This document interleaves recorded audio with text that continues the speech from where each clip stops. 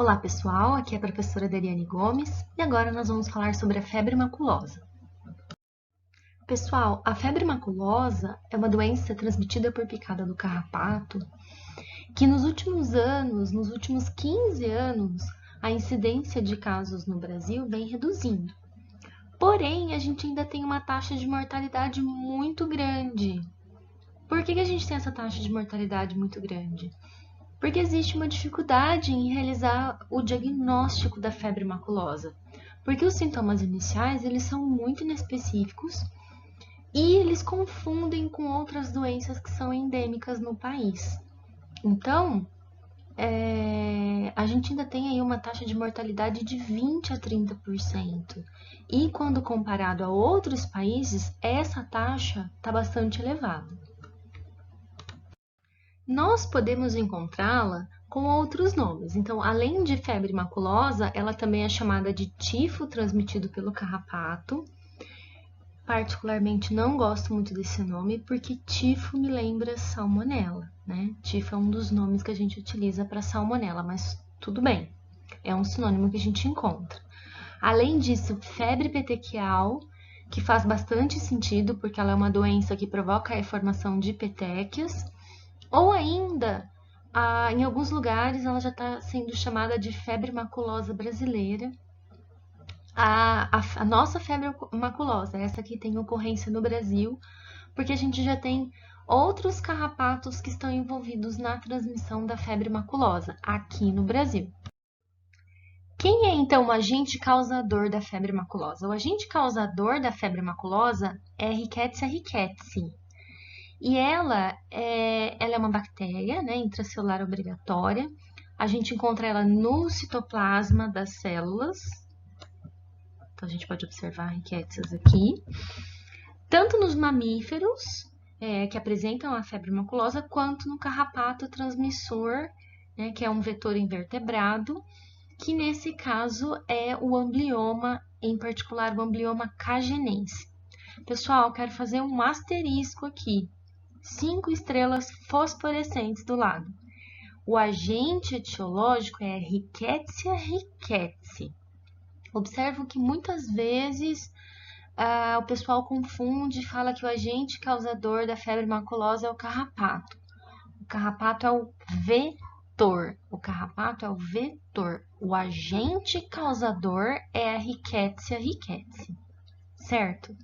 Bom, além disso, ela é um bacilo curto, tá? Muitas vezes a gente encontra ela na forma de coco-bacilo. Podem observar que ela é bem curtinha.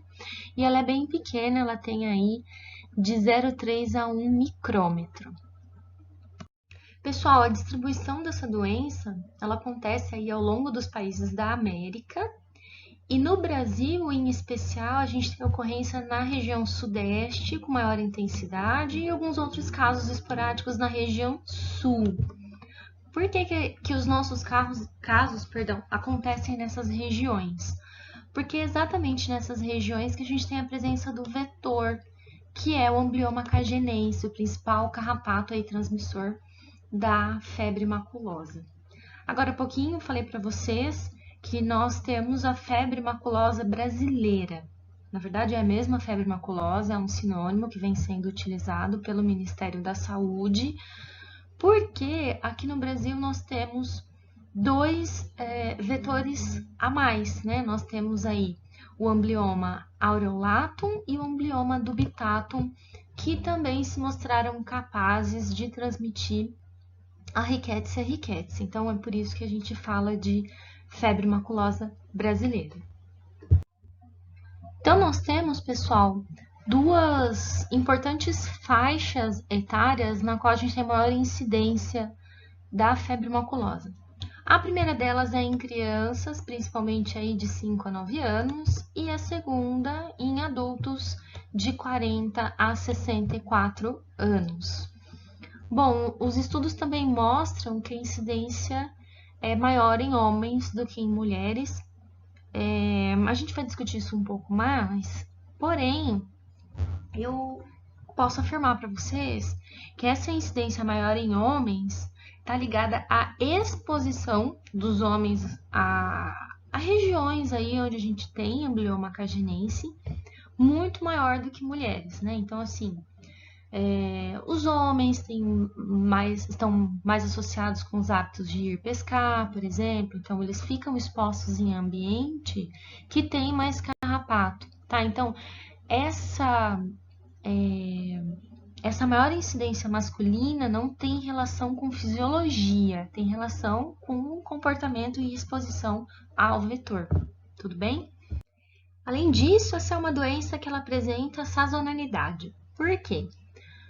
Nos períodos em que a gente tem maior ocorrência de carrapatos, nós vamos ter maior ocorrência da doença, né? Então, esses períodos costumam ser aí de junho a outubro, e esses carrapatos, eles estão localizados em pastos, em gramados, né? Em lugares muitas vezes sombreados, próximos a rios e lagos. Então, como eu mencionei, quando as pessoas vão pescar, né, elas estão mais expostas, ou quando vão passar o fim de semana no rancho, ou mesmo quando vão fazer um piquenique aí em um gramado, tá? Então, nesses períodos, se houver presença de carrapatos amblioma, não são quaisquer carrapatos, lembrem-se disso, nosso vetor agora é o amblioma. Então, o carrapato do cão, Rhipicephalus, não transmite, o carrapato bovino, o Rhipicephalus bófilos micrópolis, também não transmite, né? Nem Rhipicephalus sanguíneos.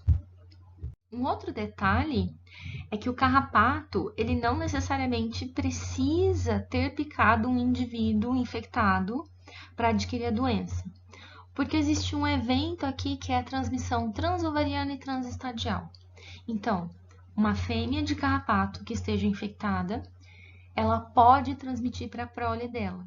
Então, esses carrapatinhos que acabaram de eclodir, eles já podem ter nascido infectados a partir da mãe, sem mesmo eles terem picado um indivíduo infectado. Isso permite com que a doença vá se perpetuando na natureza. O agente se perpetua na natureza porque ele pode passar aí gerações sem picar um indivíduo infectado. Bom, e eu comentei com vocês que tem a transmissão transestadial. Então, quando ele muda de um estádio para o outro, ele permanece infectado, mesmo mudando aí do estágio de larva para ninfa ou de ninfa para adulto, tudo bem? Pessoal, vejam bem, as capivaras e os cavalos, né, as capivaras e os equinos, eles são reservatórios, eles funcionam como reservatórios para o amblioma cagenense. Abro aspas novamente. Eles são reservatórios dos carrapatos. E os carrapatos são reservatórios da Rickettsia rickettsii, ok? Bom, então onde que eu vou encontrar aí capivaras e equinos infestados de amblioma cagenense?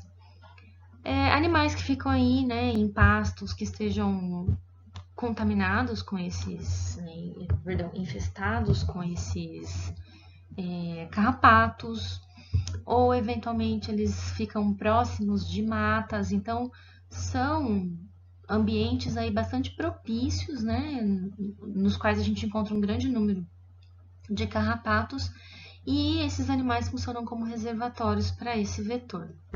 Então, eu mencionei para vocês que a nossa taxa de mortalidade ela era alta, ela girava em torno de 20% a 30%. Tem alguns trabalhos que referem-se ao estado de São Paulo, em torno de 33%.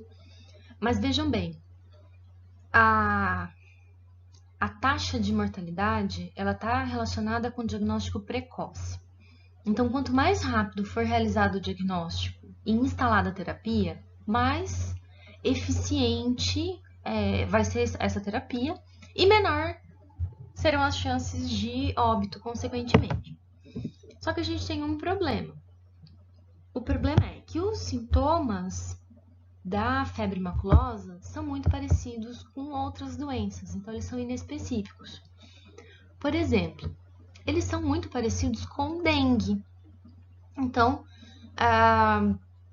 se o indivíduo mora numa região que é endêmica para dengue, como a nossa, por exemplo, ele vai chegar com esses sintomas na unidade de saúde e O diagnóstico presuntivo dele, inicialmente, vai ser dengue, né? Então, esse é um dos motivos aí que a gente tem também uma dificuldade de diagnóstico para febre maculosa aqui no Brasil. Bom, vejam bem, se o tratamento for iniciado nos 3 primeiros dias da doença, e eu estiver falando de uma criança, a taxa de mortalidade cai para 2%. E se eu estiver falando aí em idosos, né, pessoas com acima de 65 anos, essa taxa de mortalidade cai para 9%, para vocês verem o quanto é importante o diagnóstico precoce. Além disso, tem um outro detalhe, né, existem alguns pacientes que têm deficiência de glicose 6-fosfato deshidrogenase, e aí, nesses pacientes, como eles têm aí uma menor atividade do sistema imunológico, a taxa de mortalidade também é maior. Bom, pessoal, a transmissão da Rickettsia rickettsii, ela acontece através da picada do carrapato. Então, quando ele pica o indivíduo, né, na saliva do carrapato, vai acontecer a transmissão da Rickettsia rickettsii. Pode acontecer por qualquer uma das fases do carrapato, então tanto a larva, quanto a ninfa, quanto o adulto. Porém, é importante a gente prestar atenção no seguinte, é muito mais comum a transmissão através da larva e da ninfa, porque as picadas são menos doloridas e como são carrapatos menores, né, a larva e a ninfa são bem pequenininhas, é mais difícil do indivíduo localizar. O adulto, ele tem uma picada muito dolorida e é de fácil visualização. Então, normalmente, a pessoa acaba removendo esse carrapato antes que ocorra a transmissão. Para que ocorra a transmissão, é necessário que o carrapato fique aderido à pele por um período de 6 a 10 horas. E aí vocês podem dizer, ai que absurdo, quem vai ficar com carrapato, né, aderido por 6 a 10 horas? Fica assim, pessoal, principalmente se forem as larvas, porque elas são muito pequenininhas e eventualmente o indivíduo não está vendo ela. Então é por isso que ele fica com o carrapato aderido à pele. Para vocês terem uma ideia, o tamanho da larva, ele é similar a uma ponta de caneta, né? Como se a gente estivesse fazendo um pingo com a ponta da caneta em cima de um papel. Então, é bem pequenininho. Uma outra forma de transmissão é, por exemplo, quando a pessoa vai esmagar o carrapato, né? Tem pessoas que têm o hábito, né, de esmagar o carrapato e isso pode aí, eventualmente, acarretar também na transmissão da Rickettsia rickettsii. Bom, ainda comentando, né, sobre a presença do carrapato na pele, vejam bem, eventualmente o indivíduo vai pescar, né, ou vai fazer um piquenique, ou vai andar a cavalo, ou simplesmente deita na grama em um ambiente que está infestado por Amblyomma cagenense. E como eu mencionei para vocês, as larvas são muito pequenininhas, então elas podem subir no cabelo, elas podem ficar na pele, né, dessas pessoas, em locais em que você não faz aí uma inspeção frequente. Então, por exemplo, nas costas, né, que é um local que a gente não consegue visualizar. Então, por isso que é importante, toda vez que frequentar esses ambientes, tentar fazer uma inspeção aí no corpo para ver se não encontra nenhum carrapatinho. Uma vez então que houve a picada do carrapato e a rickettsia foi transmitida para o indivíduo, né, que recebeu a picada, ela consegue se disseminar aí para todos os órgãos através dos vasos linfáticos e dos vasos sanguíneos desse indivíduo, desse paciente agora, digamos assim. E aí, uma vez que ela chegou, né, a praticamente todos os órgãos, pele, cérebro, pulmões, coração, fígado, baço, pâncreas, ela consegue invadir o epitélio vascular. Nesse epitélio vascular, então, ela vai se replicar, né? Ela atinge células de musculatura lisa também, então órgãos internos vão ser acometidos. Mas nesse momento que ela se replica no epitélio vascular, a gente observa aí, por exemplo, as lesões que são as petequias que a gente vê na pele, que nos fazem confundir, por exemplo, com dengue. Bom, Como que ela faz, então, para penetrar nas células? Para penetrar nas células, a Rickettsia, ela induz, né, fagocitose no hospedeiro. E aí, quando ele fagocita ela, ela consegue se desvencilhar do fagossoma e ela passa a se multiplicar no citoplasma da célula hospedeira, se multiplica por fissão binária mesmo, né? Ela tem um tempo de geração, um tempo de replicação de 10 minutos, então é muito rápido, em 10 minutos uma célula dá origem a duas, e aí é nesse momento aí que ela passa a invadir novas células e causar aí as alterações que ela causa, como por exemplo as hemorragias que a gente observa na febre maculosa. Bom, além disso, o período de incubação dura mais ou menos uma semana, variando aí de 2 semanas ou mesmo 2 dias, né, dependendo do indivíduo, mas o período médio é de uma semana.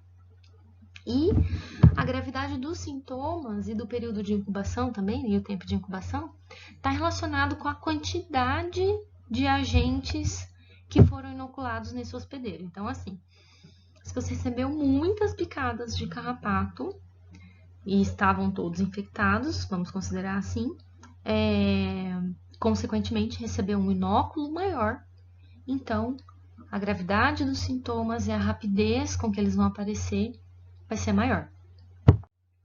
Mas, gente, lembrando, nem todos os carrapatos estão infectados, né? Então, não é hora de começar com neuras. Nossa, recebi uma picada de carrapato, vou desenvolver febre maculosa. Não, calma. Primeiro, não são todos os carrapatos, é o amblioma. Segundo, mesmo sendo um amblioma, não significa que ele esteja infectado. Pessoal, de modo geral, a taxa de letalidade, se não tratar, ela pode passar de 80%, tá? É uma doença, assim, bastante grave em casos não tratados. Claro que os animais também podem apresentar. O cão, ele, quando é infectado, ele apresenta uma forma leve da doença, então ele pode apresentar, tá? Mas a gente observa aí uma forma um pouco mais branda do que nos humanos, por exemplo. O cavalo, a gente não tem estudos, mas até o momento que tudo indica é que ele seja refratário. O mesmo com a capivara. Pessoal, em relação aos sinais que a gente observa no caso da febre maculosa, normalmente o início dela é bastante súbito, né, com aparecimento de febre, então pode ser febre moderada ou pode ser febre alta. Pode ter uma duração aí de 2 a 3 semanas e o indivíduo tem dor de cabeça, dor no corpo, calafrios, pode apresentar também congestão das mucosas oculares, das conjuntivas. Também é observado aí, depois de 3 ou 4 dias de manifestação de sintomas, presença de exantema, que pode estar ao redor do punho ou do tornozelo, e aí ele começa a disseminar para outras partes do corpo, como o tronco, face, pescoço, e ainda as palmas das mãos e as solas dos pés. O mais comum, o mais frequente, é a gente observar aí petequias e hemorragias, porque como vocês viram, é uma bactéria que se replica em epitélio vascular, tá? Perdão, endotélio vascular. Bom, pessoal, além das petequias, em alguns indivíduos, essa hemorragia pode se apresentar de forma um pouco mais grave e esses indivíduos chegarem a ter sulfusões, ou mesmo chegarem a ter aí sintomatologia neurológica. A gente pode ter congestão, né, na face, ou mesmo edema, tá? E aí a gente tem edema, por exemplo, peripalpebral, edema nas pernas. Outros sintomas que a gente pode observar podem estar associados aí tosse, hipotensão, enfim, né, aumento de células no líquor. Mas existem indivíduos que serão assintomáticos, tá? Então a gente tem todo tipo de comportamento. Bom, Se não tratado, pode chegar a 80% de óbito, né? A taxa de mortalidade pode chegar a 80%, mas quando o tratamento se inicia de forma precoce, é muito incomum a gente ter óbito. Bom, aqui a gente tem um resuminho, né? Então, dos sinais clínicos. Febre alta e repentina, do nada ela começa. Dor nos olhos, lembrando que a gente pode ter edema peripalpebral, congestão da conjuntiva. Dor de cabeça, é muito comum. Dor nas articulações. Falta de apetite e manchas pelo corpo. Então, vejam bem, febre, dor nas articulações, dor de cabeça, falta de apetite, petequias pelo corpo, tudo indica dengue. Então, é por isso que, não apenas dengue, né? A gente tem aí outras afecções que cursam com uma sintomatologia similar. Então, é por isso que, muitas vezes, o diagnóstico não é feito de forma precoce, né? Porque acaba confundindo os médicos aí com outras doenças. Aqui a gente consegue observar, né, paciente aí com diversas petequias pelo corpo, aqui um pouco maiores. Novamente em crianças, né, então a gente observa aí, né, as manchas pelo corpo. Observem que aqui elas já estão um pouco maiores, olha, uma mancha aqui de mais de 1 centímetro, que são hemorragias. Novamente, pequenas petequias no corpo de uma criança. Criança novamente, olha, petequias. Gente, né, a hemorragia em conjuntiva, congestão em conjuntiva. Em cão, então observem que aqui a gente vê peteca na mucosa oral de um cão, né?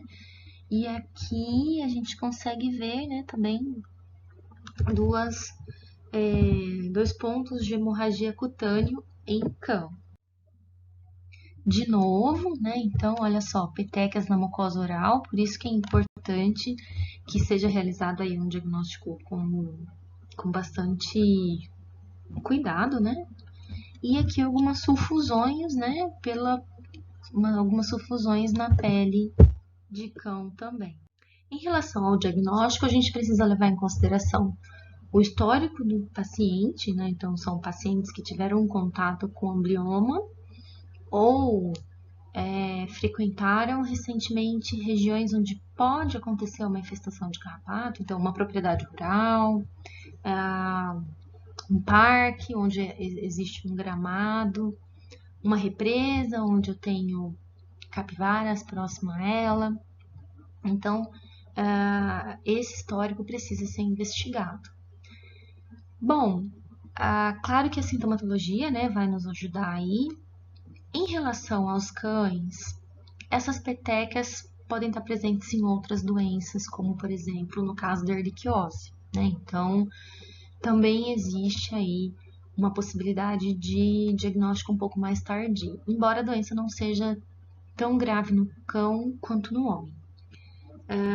Em humanos, agora, tem uma coisa que a gente tem que levar em consideração, né? Dificilmente alguém lembra de chegar e reportar para o médico: olha, frequentei recentemente, eu fui pescar recentemente e é possível que eu tenha recebido uma picada de carrapato, né? Então, às vezes isso não é reportado para o médico. Então, por isso que ele inicialmente vai desconfiar de outras doenças, como dengue, zika e companhia limitada. Mas podem ser feitos aí, né, alguns exames laboratoriais, então pode ser utilizado a imunofluorescência indireta, a imunohistoquímica, PCR seria um exame bastante interessante para a gente realizar esse diagnóstico.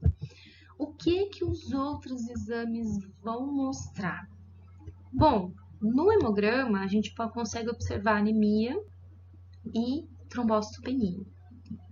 E no bioquímico, a gente vai ver que a creatininoquinase, a desidrogenase lática, as aminotransferases, né, a LT e a ST, e as bilirrubinas normalmente vão estar aumentadas. Porém, nada disso fecha o diagnóstico, tá? Então, esses exames são alterações que eu posso encontrar. Mas, para eu fechar o diagnóstico, eu preciso de exames confirmatórios, né? Como, por exemplo, a imunofluorescência ou a PCR, que é bem mais rápido. Como tratamento, a gente utiliza a doxiciclina em doses aí de 5 a 10 miligramas por quilo, também por pelo menos 21 dias, né? Assim como o tratamento que a gente emprega no caso de Ehrlichia. Claro que podem ser utilizados aí outros fármacos, como a tetraciclina e o cloranfenicol, mas a doxiciclina é o fármaco que a gente tem o melhor efeito terapêutico.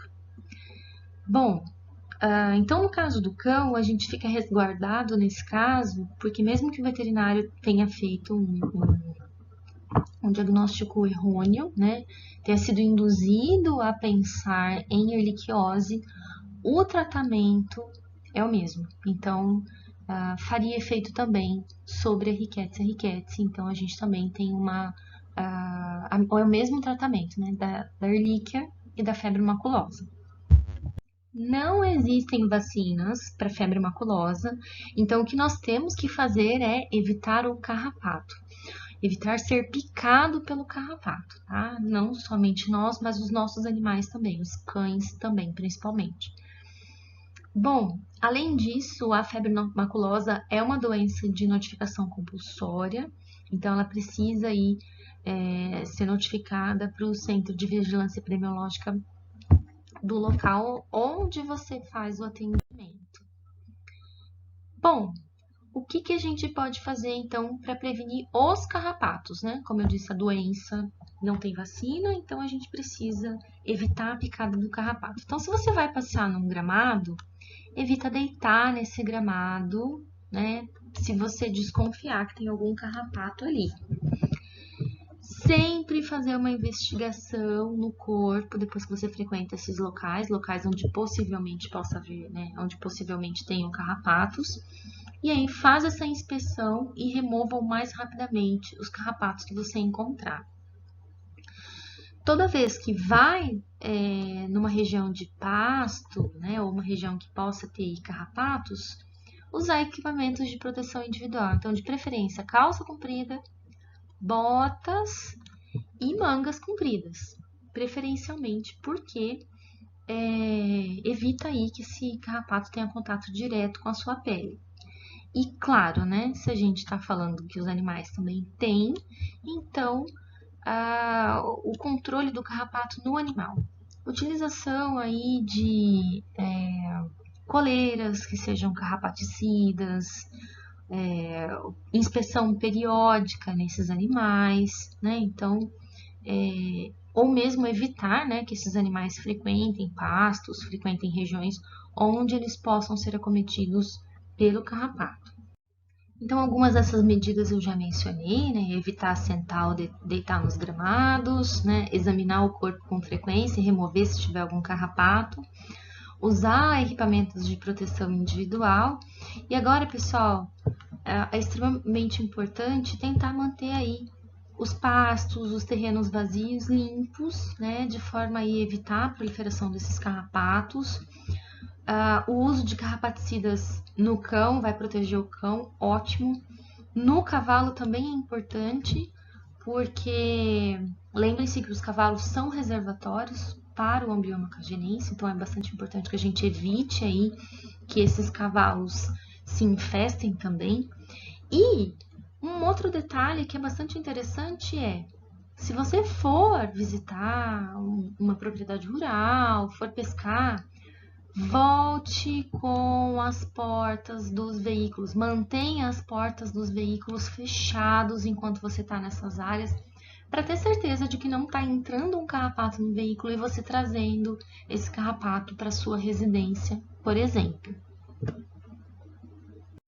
Aqui a gente tem uma comparação bastante interessante, porque assim, o amblioma ele tem capacidade de transmitir mais de uma doença. Então, duas doenças que a gente tem aqui transmitidas pelo amblioma são a febre maculosa, né, Rocky Mountain Spotted Fever, como ela é chamada em inglês, e a doença de Lyme são transmitidas pelo amblioma cagenês.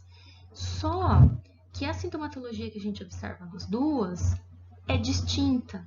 Então, vejam que na febre maculosa a gente observa a presença de petequias distribuídas pelo corpo todo do paciente.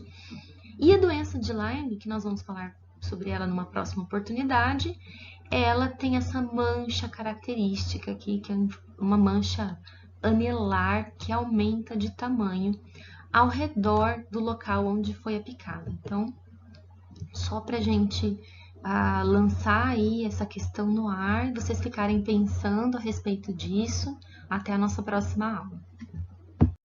Bom, pessoal, por hoje é isso.